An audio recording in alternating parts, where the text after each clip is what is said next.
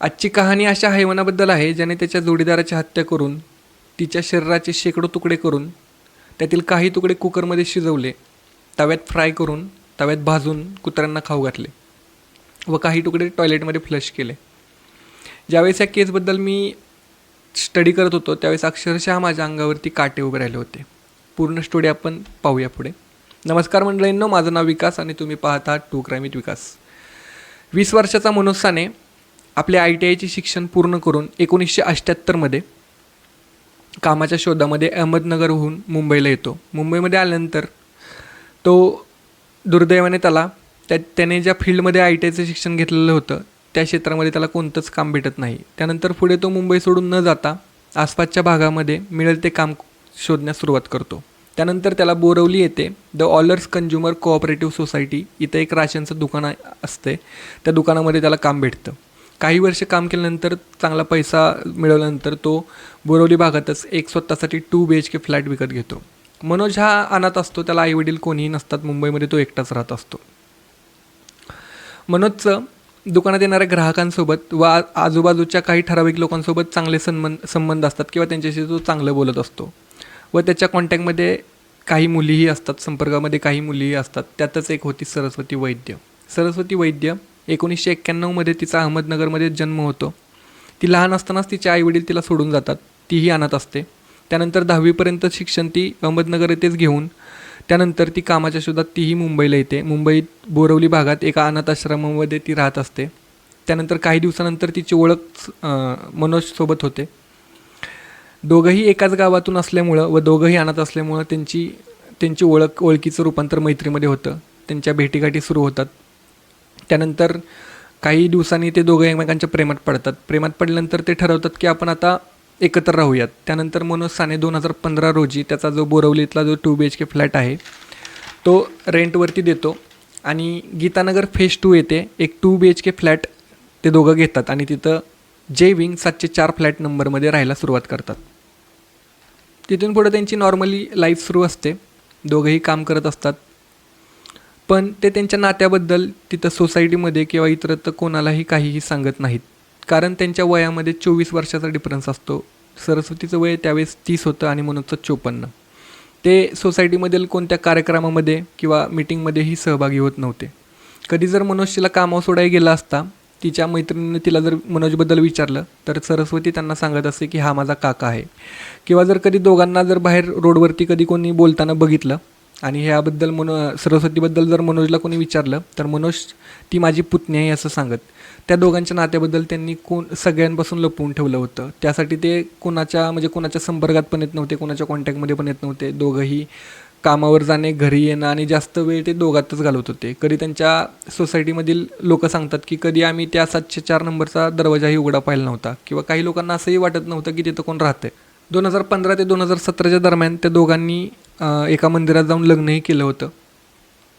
त्यावेळेस मनोजने या लग्नाबद्दल किंवा याच्याबद्दल कोणालाही काहीच सांगितलं नव्हतं. पण सरस्वतीने तिच्या मैत्रिणीसोबत शेअर केलं होतं हे. त्यावेळेस तिची मैत्रीण सांगत होती, तिला समजून सांगण्याचा प्रयत्न केला की तो माणूस तुझ्या बापाच्या वयाचा आहे, तू जरा गडबड करत आहेस, जरा विचार कर, हे निर्णय तुझा चुकीचा आहे असं मला वाटतं.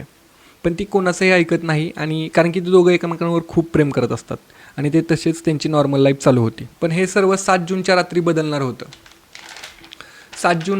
7 जूनच्या सकाळी मनोजचा एक शेजारी म्हणजे मनोज 704 फ्लॅट नंबरमध्ये राहत होता 7व्या मजल्यावरती आणि त्याच्याच वरती 8व्या फ्लोअरवरती 804 फ्लॅट नंबरमधील एका व्यक्तीला एक दुर्गंध येते. त्यानंतर तो त्याला वाटतं की घरामध्ये उंदीर किंवा घूस मेली असावी. त्यामुळे तो आपल्या घरामध्ये पूर्ण चेक करतो पण त्याला कुठेही उंदीर किंवा घूस मेलेली सापडत नाही. त्यानंतर त्याच्या समोरच्या फ्लॅटमध्ये जाऊन तो चेक करतो की तुमच्या फ्लॅटमध्ये काहीतरी मेलं असावं असं त्याला म्हणजे समोरच्या फ्लॅटमध्ये त्याला वाटतं की काही मेलं असावं पण तिथंही काही नसतं. त्यानंतर तो 7 जूनला 10 वाजण्याच्या सुमारास कामासाठी निघत असतो.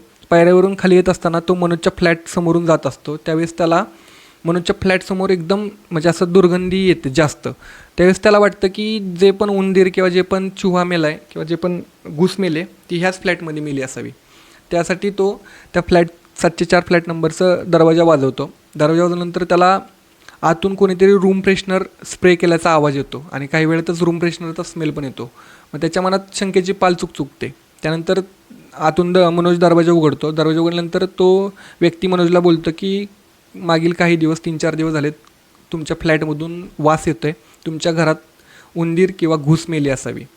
तर मनोज त्याला बोलतो की हो का, धन्यवाद सांगितल्याबद्दल, मी चेक करतो. मनोज दरवाजा लावणारच तेवढ्यात तो व्यक्ती त्या मनोज दरवाजावर हात ठेवतो आणि बोलतो जर तुम्हाला काय हरकत नसेल तर मी तुमची मदत करतो. त्यावेळेस मनोज त्याला बोलतो की नाही आत्ता मी खूप गडबडीत आहे, एक काम करा, तुम्ही संध्याकाळी या, आपण दोघे मिळून शोधूयात कुठं पाईपमध्ये वगैरे काय मेल असेल का, कारण घरात तर मला असं काही जाणवलं नाही, असं मनोज त्याला सांगतो. ते ऐकल्यानंतर तो व्यक्ती तिथून निघून जातो. तो खाली पार्किंगमध्ये गेलेला असतो. 5 मिनिटानंतर मनोजला बघतो. मनोज हातामध्ये एक पोतं, म्हणजे बाजरीचं ठिकं असं टाईपमध्ये मोठं पोतं घेऊन टू व्हीलरच्या स्कूटीमध्ये मध्ये टाकून चाललेला असतो, गडबडीमध्ये निघाला असतो. त्यावेळेस त्याच्या मनात अजून त्याला डाऊट येतो. मग त्यानंतर तो सोसायटीच्या सिक्युरिटी गार्डकडे जातो आणि त्या सिक्युरिटी गार्डला घडलेल्या प्रकाराबद्दल सांगतो. त्यावेळेस सिक्युरिटी गार्ड ज्यावेळेस ही सगळं ऐकतात त्यानंतर तेही लगेच तातडीने पोलिसांना फोन लावतात, कारण की मागील काही दिवसामध्ये फ्लॅटमध्ये खून झालेल्या केसेस खूप साऱ्या त्यांनीही ऐकल्या होत्या, किंवा श्रद्धा अल्ताफची केस असेल अशा टाईपच्या. त्यामुळे ते सिक्युरिटी गार्ड लगेच पोलिसांना फोन लावतात. काही वेळातच पोलीस घटनास्थळी पोचतात. ते 704 फ्लॅट नंबर जवळ जातात. त्यानंतर ते पाहतात की ह्या फ्लॅटला कुलूप आहे. त्यानंतर काही शेजाऱ्यांना बोलवून शेजाऱ्यांच्या मदतीनं ते फ्लॅटचं कुलूप तोडतात. कुलूप तोडल्यानंतर ते आत जातात. आत गेल्यानंतर ते प्रथम हॉलमध्ये चेक करतात. स्मेल खूप येत असतो. हॉलमध्ये चेक करतात पण हॉलमध्ये काही नसतं. परत ते बाथरूममध्ये जातात. बाथरूममध्येही सगळं व्यवस्थित असतं, काही त्यांना जाणवत नाही. त्यानंतर ते बेडरूममध्ये जातात. बेडरूममध्ये गेल्यानंतर त्यांना एक इलेक्ट्रिकल चेन कटर, म्हणजे झाड कापण्यासाठी जी वापरलं जातं ना इलेक्ट्रॉनिकचं जे असतं ते त्यांना दिसतं. व एक फरशी कापण्याचा जो ग्राइंडर आहे तो एक ठिकाणी ठेवलेला असतो. त्यानंतर ते पोलीस किचनमध्ये येतात. किचनमध्ये आल्यानंतर किचनमध्ये काही टब ठेवलेले असतात. त्या टबमध्ये नीट पाहिलं असता त्यामध्ये माणसाच्या शरीराचे छोटे छोटे तुकडे, म्हणजे पाणी असते त्या टबमध्ये आणि टबमध्ये माणसाच्या शरीराचे काही छोटे छोटे तुकडे असतात.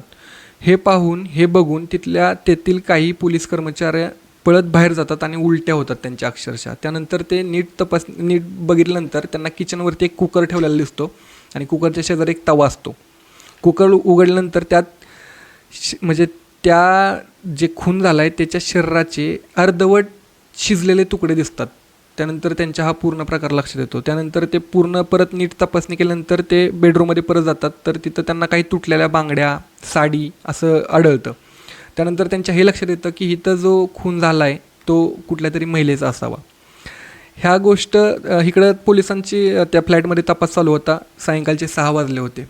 तितक्यात 6:15 दरम्यान मनोज ही कामावरून परत येत असतो. तो सोसायटीमध्ये पोचतो. परत तो वरती त्याच्या फ्लोअरवरती 7व्या मजल्यावर पोचताच तो बघतो की त्याच्या फ्लॅटच्या बाहेर खूप पोलिस आणि खूप गर्दी जमलेली आहे. त्यानंतर ते बघून तो तिथून पळून जाण्याचा प्रयत्न करणारच. तोपर्यंत ते सोसायटीमधले एजंट लोक त्याला ओळखतात आणि त्याला पकडतात. पकडल्यानंतर त्याला पोलीस चौकीमध्ये घेऊन जातात. पोलीस चौकीमध्ये घेऊन गेल्यानंतर त्याच्या तपासणीला सुरुवात करतात. त्याची चौकशी करतात की तू कसं केलं काय. तर त्यानंतर मनोज 2 स्टोऱ्या पोलिसांना सांगतो. पहिली स्टोरी त्यांनी पोलिसांना अशी सांगितली की सरस्वती आणि मी गेले 5 ते 6 वर्ष झालं एकत्र राहत आहोत. कोरोनाच्या काळामध्ये माझं दुकान बंद पडलं. मी बेरोजगार होतो. मी घरीच बसून असायचो. त्यामुळं सरस्वती आणि माझ्यात खूप भांडणं व्हायची आणि एके दिवस ह्याच त्रासाला कंटाळून तिने आत्महत्या केली. व मला भीती वाटली की सगळ्यांना असं वाटेल की मीच खून केला आहे, म्हणून तिच्या शरीराचे तुकडे करून मी तो नष्ट करण्याचा प्रयत्न केला. पण पोलिसांना ह्या सगळ्या त्याच्या गोष्टीवर विश्वास बसला नाही, कारण की मनोजचा ज्यावेळेस पोलिसांनी मोबाईल चेक केला होता त्यावेळेस म्हणजे एखाद्या व्यक्तीला कसं मारायचं, त्याचे पुरावे कसे नष्ट करायचे हे गुगल हिस्ट्रीमध्ये त्याचं सापडतं.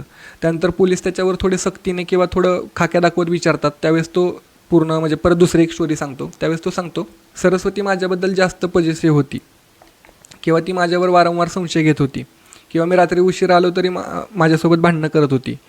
7 जूनला सकाळी मी कामावर गेलो. संध्याकाळी कामावरून यायला मला उशीर झाला. उशिरानंतर पुन्हा तिने माझ्याशी भांडणं चालू केली. त्यानंतर मी रागाच्या भरात तिचा गळा आवळून तिचा खून केला.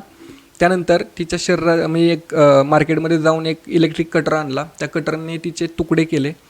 तुकडे करून काही तुकडे मी मिक्सरमध्ये शिजवले व ते तव्यात भाजून कुत्र्यांना खाऊ घातले.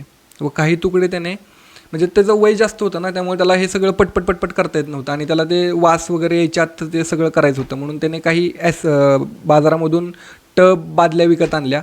त्यात ॲसिड टाकून त्यात ते सरस्वतीच्या शरीराचे मोठे मोठे जे तुकडे आहेत ते त्यात विरघळण्यासाठी सोडून दिले. आणि काही तुकडे छोटे काही तुकड्यांचे मिक्सरमध्ये ते ग्राइंड करून टॉयलेटमध्ये फ्लश केले. मंडळींनो, मनोज इतका हुशार होता, म्हणजे आज एवढं सगळं झालं तरी पण त्याला कोर्टाकडून शिक्षा होईल की नाही ह्याची गॅरंटी नाही. कारण की त्या सरस्वतीचं कोणतंही शरीराचा असा भाग सापडला नाही म्हणजे प्रॉपर की त्याच्यावरून हे समजेल की तिचा खून हा चाकूने झाला आहे, गळा दाबून झाला आहे की मारले. कारण की मनोज तर जबाबामध्ये कोर्टात गेल्यानंतर असंच सांगितलं त्याने की तिने आमच्या दोघात भांडणं होत होती आणि तिने ह्याला कंटाळून आत्महत्या केली. त्यानंतर मला बाहेर सगळ्यांना वाटेल की मीच तिला मारले म्हणून मी तिच्या शरीराचे तुकडे करून ते नष्ट करण्याचा प्रयत्न केला. तर आजची कहाणी इथंच. पुन्हा भेटूया एका नवीन कहाणीमध्ये. तोपर्यंत जय हिंद, जय महाराष्ट्र.